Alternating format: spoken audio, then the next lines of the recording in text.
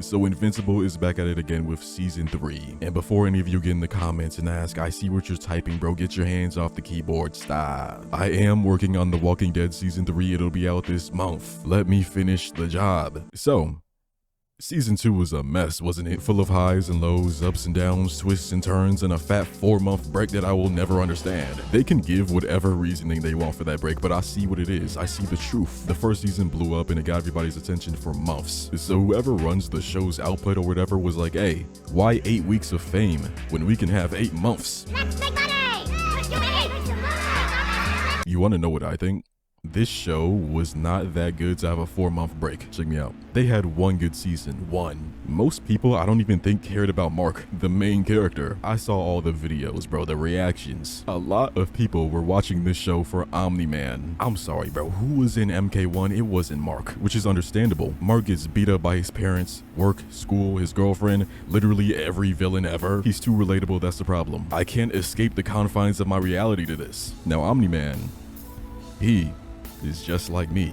Then season 2 took 2.5 years to come out. Like, if they needed more time to finish the show, just take it. It is an 8-episode season series. There is no reason for a 4-month break. We didn't even know it was gonna be 4 months. When the first 4 episodes ended, they said bye, and it was radio silence for months. All that time, that mystery. And we're not even getting X-Men 97 animation quality. I see those PNGs. But alright, let's get to season 3. I thought they were only gonna drop 1 episode a week and I get to make a small video about the first episode, but they doubled it, they tripled it, and so far, it's hidden.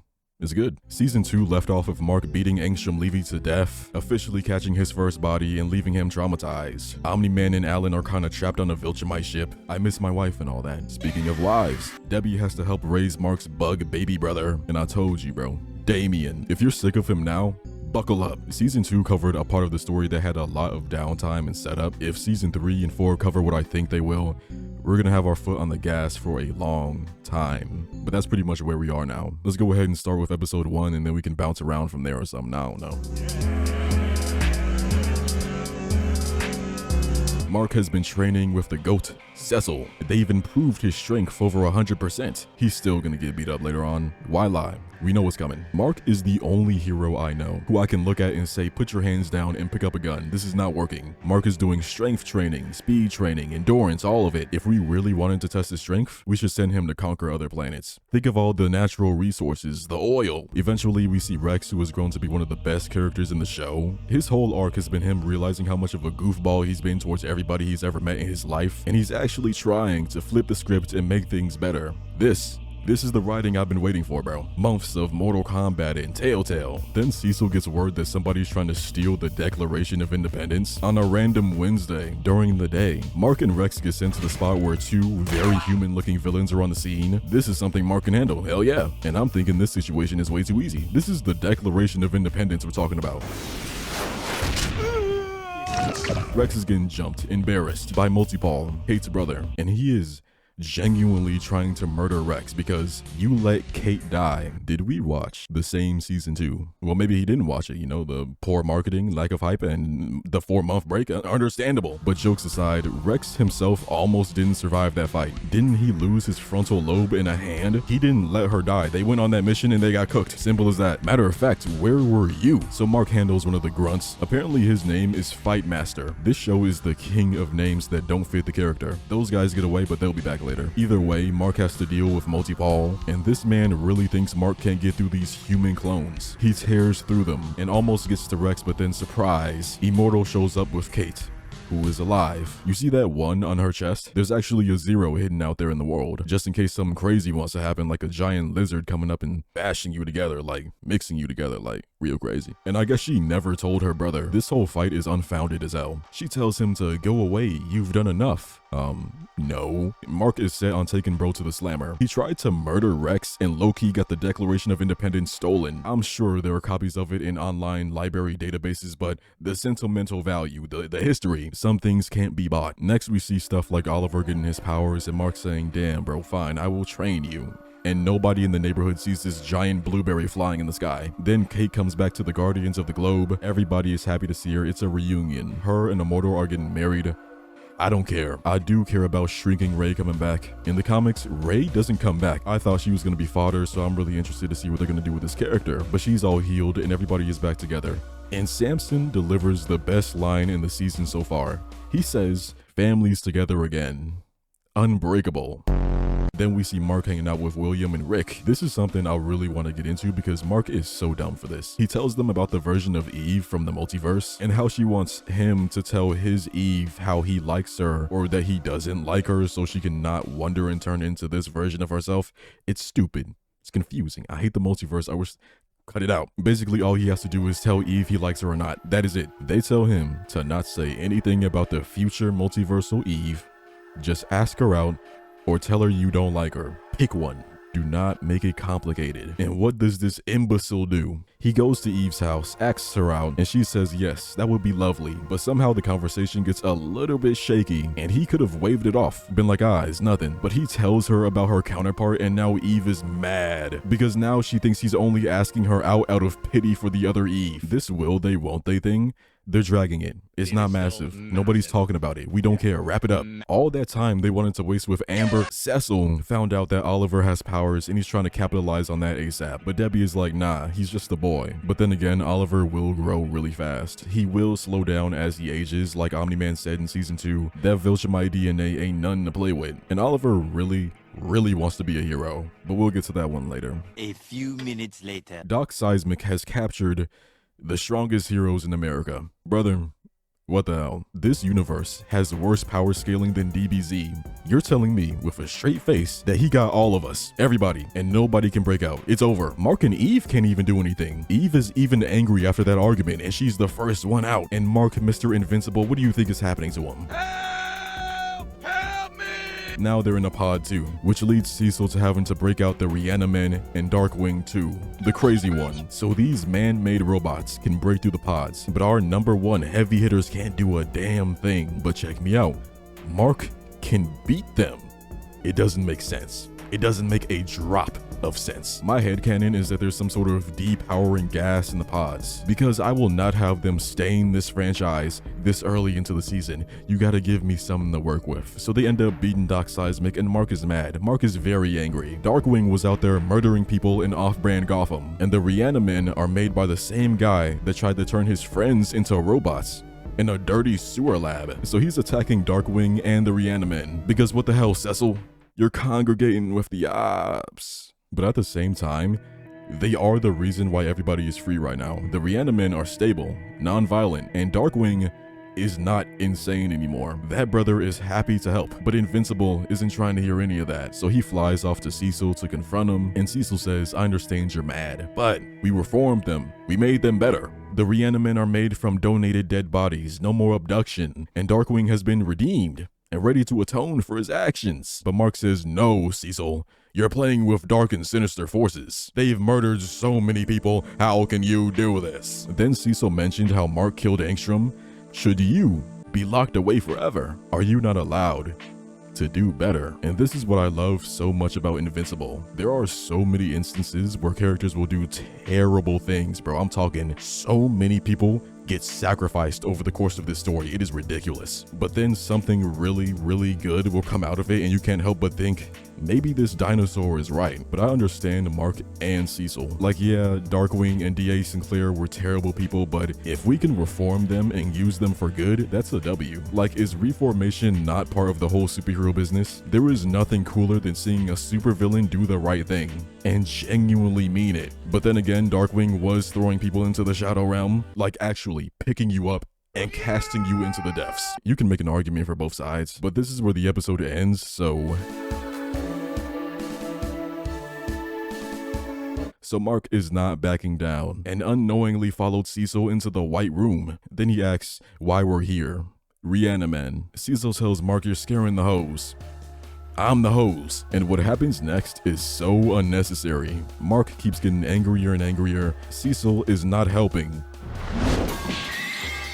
Mark starts annihilating the robots. And look, he's winning. Cecil says Mark can stop and talk this out, but Mark lunges and Cecil So Viltrumites have a weakness to certain sound frequencies, and Cecil is abusing that. They put a device deep inside of his ear on one of his hospital visits, so Mark can't do anything about it. This is real low, bro. I get it. Mark is the strongest hero on the planet, and with Omni-Man going crazy, that raises all sorts of questions. But they could have asked. Cecil tries to explain why he did it, and Mark is mad at Cecil for thinking he turned out like his father. Mark blitzes to the Guardian base because the robot is really smart and he can get it out. And Cecil can't activate the bug because Mark is flying so fast that he could land on people. Oh wait, bro. There was a beginning to this episode where they show Cecil's origins and why he thinks the way he does. Initially, I skipped it. I'm on the couch. Hella food. Lights dimmed. Bubble bath ready for right after. I planned this night out weeks in advance. You're not gonna leave me on that cliffhanger and throw me 30 years into the past. That's just the facts. I was locked in, bro. I was right there. I came back to it after episode 3 and yeah, it was fire or whatever. But Mark bursts into the base and says, Cecil, congregating with the ops. He's trying to kill me. They're like, what are you talking about, Cecil? Whatever. Then Cecil appears and says, Mark is having a bad day. I'm just gonna take him and go. But they want to hear what Mark has to say, and Mark and Cecil have this back and forth about him coming back to the Pentagon, and Mark still not agreeing to come back. Now everybody is seated because this is horrifying. Rex hits the trigger in Cecil's hand. Robot says, damn it, it was a dead man switch, Rex, meaning it won't go off unless the button is hit again. The button's gone. So Mark is doing what he does best. Dying. Now I'm uncomfortable. In my own home. Hella food. Bubble bath. But Robot does manage to interrupt the frequency. And Mark slaughters the Reanimen. I mean, it is an absolute wash for them. This is a terrible day. These are not the Reanimen of days past. You hate to see it. You really do. Cecil takes this as the time to make a speech about never threatening him again. Brother, you didn't win. Of course, Mark starts choking him and threatening him even further, telling Cecil he quits and to stay away from his family. Lets him go, and Cecil looks horrible right here, in front of everybody, in front of the whole team. Robot, get this thing out of my ear before I conquer Earth. It's big Invincible now. So Mark goes home and explains everything to Eve and his family. There was a lot going on here, especially with Oliver, but I'm gonna save him for episode 3. And I'm definitely gonna skip Mark and Eve's relationship stuff too because they're still doing the will they won't they thing. I don't care. I don't care. In 20 years, this is going to be one of the best shows to binge watch because having to sit here for almost half a decade and watch them mess around has been a garbage experience. I wouldn't wish this on the Joker, but hey, at least Amber is gone. If I ever see her again, I would actually keel over and die. Back at the Guardians of the Tragedy, the team is trying to clean up while debating if Cecil actually cares about them or if they'll get that Mark treatment at some point. And Immortal says that Mark is finally facing consequences. This entire show has been him facing consequences. Things have not been going his way at all. He can't keep a job, a girlfriend, a parent. He can't even keep his bones in his body. Now yes, he left the planet to help some bug people. That was pretty dumb. They could have ate him. I might not be remembering, but did he really do anything that bad to deserve this? Immortal isn't even reliable. We'll get to it. Rex says we never should have left Teen Team. This job is not what they say it is. I have no more passion for the craft. Then Kate is gonna, she's gonna come out and say that she died for this.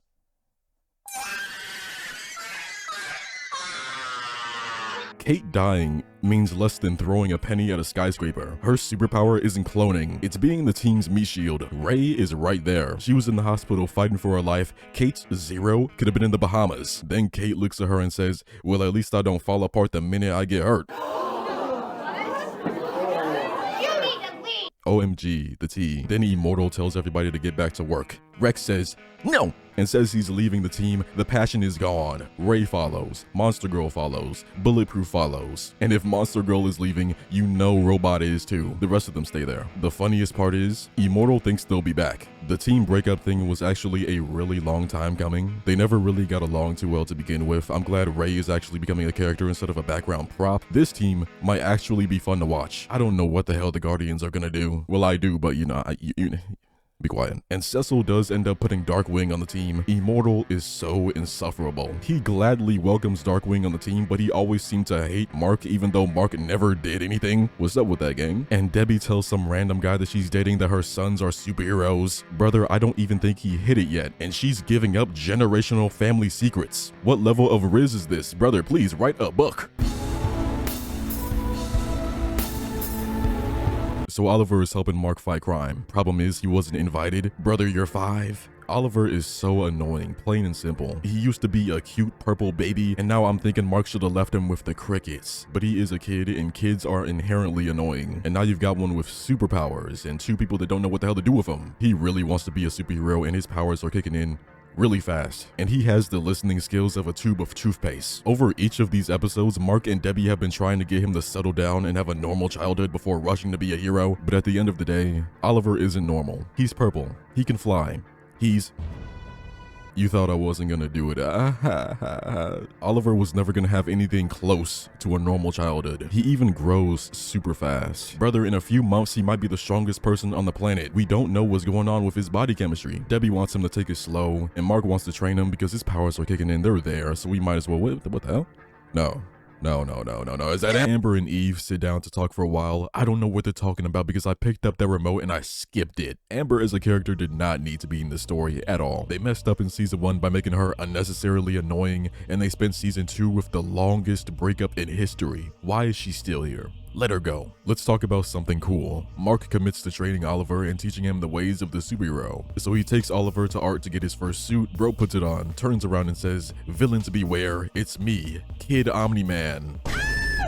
He basically just said the hard R. Real Kanye moment. But he made season 1. Mark tells him, listen, you cannot be Omni-Man. There's too much bad rep behind that name. But Oliver's reasoning is kind of rational. He thinks if he does good stuff in the suit, then people won't fear Omni-Man anymore. But that is gonna take a lot of work. The train, the cruise ship, the destruction. People are terrified of Omni-Man. So Oliver agrees to change his name. Mark gets a new suit too. No.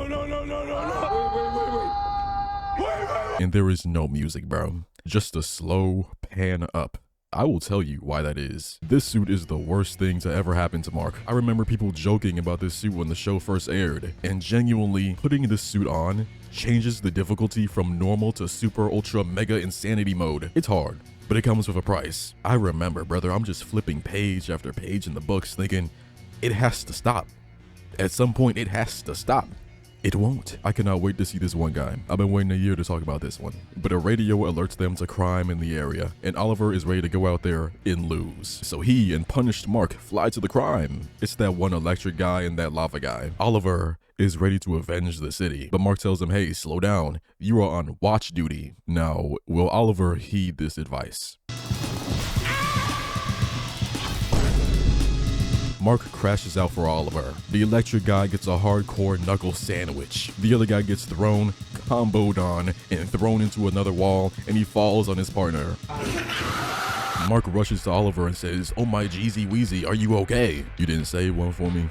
That's not cool. What? Mark tells Oliver to listen to the rules, and if you can't follow them, get out the kitchen. Oliver says, fine, I am sorry. He is not sorry. He is just getting started. This is a warm-up. Fast forward to Eve moving back in with her parents. She must really love them. I can't stand them or how they treat her. Brother, the others have moved back into the old base. I wish she would go live over there with them, but she's set on having a healthy relationship with her parents like a normal person. I can't stand it, I hate it. When Mark and Oliver get back home, Paul is there, and they're watching The Boys on TV. And Paul is like, oh look, it's you guys. No, these are cosplays. They're off-brand. We're nerds. We're going to DreamCon. But it's not long before Mark figures out that she told him, and I get she needs somebody to talk to, but Debbie, we might have to make him disappear. His name is Paul. Hell nah, bro. Hell nah. So Mark ends up spilling his horrible day onto Eve. They're on a date right now, or should I say a therapy session. In the last episode, she said the thing. Very good. Very good. But do you want to see something very bad? The Maulers have broken into a military base and they have a gun that disables your nervous system. So the Guardians are taken out extremely easy. They're done. Like this team is garbage. I'm sick of it, gang. I have never ever seen the Avengers go out like this. Mark sees this on TV and rushes over there, and the Maulers are trying to launch an EMP missile into the sky. They have a plan, but it's dumb as hell. Who cares? Mark gets there and it happens again. We had a roll. It's over now. And back at home, Oliver is looking for Mark, sees him on TV. Now he's like, oh man, Mark is over there? I gotta help. Debbie says, what? Then he's gonna pull up like he's Piccolo. Bro thinks he's Orif. Why is this so easy for him? He just knocked both of them back. I gotta call Mark's entire biology out right now, bro. Like, what is this? What is happening? They're doing the DBZ thing right now. New characters get their powers faster to keep up with the already established characters and upcoming villains. Shonen 101, you can't fool me. And Mark is still getting beat up. What is this? What was the training for? He has beaten Viltrumites. These guys rely on gadgets and tech to give them an edge. It is unrealistic now. Is he strong or not? Then you got Oliver over there who's never even been in a fight weaving. He gets hit eventually, but damn. Mark knocks one back and tells Oliver to leave. And I guess he doesn't notice both of the Maulers getting up, walking to a computer, pulling out keys, and activating a missile. But it turns out they're both watching. They let it happen. What is happening? Mark goes to take out the missile, and Oliver isn't leaving. He wants blood. He destroys one's jaw and shoots through the other's chest. The other is begging for mercy, says, "I'm sorry." Everybody saw that, and Oliver switches up quick. My hand slipped. Clumsy me. Meanwhile, Mark got the rocket and is coming back down to Earth. Cecil appears and starts talking to Oliver. Mistake. And chokes Cecil in the sky, threatening him. But Cecil says, "I'm here to clean up Oliver's mess." And Mark realizes what Oliver has done. Side note, this is crazy. If I was Cecil, I would be so mad. You're all just gonna sit there and let him do this to me. I know, technically nobody can beat him, but you can try, damn. So then Mark and Debbie try to tell Oliver the error of his ways. I'm not gonna bother. He doesn't care. Bro's just out here wilding, bro. I don't know what to tell you. There's 5 more episodes coming. Let's just see where this goes before I drown you with the moral debates and all that. And Angstrom Levy is back. Yeah, I really hope the Wolf Guys plot is in this season, but I think for the sake of pacing, he might get cut. I really want that one scene with Mark versus the Guardians. I need that. But that's all I've got. But if you want more episode by episode, share the video. I don't know. Do what you want.